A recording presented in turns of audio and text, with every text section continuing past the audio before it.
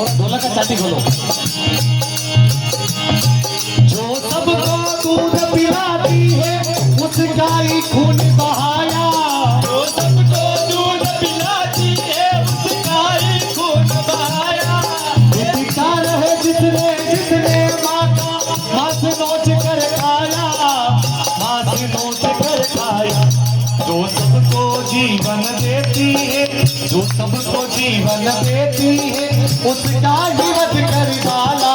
हे Govinda Gopala, हे Govinda Gopala.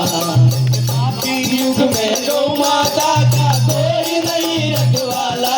हे Govinda Gopala.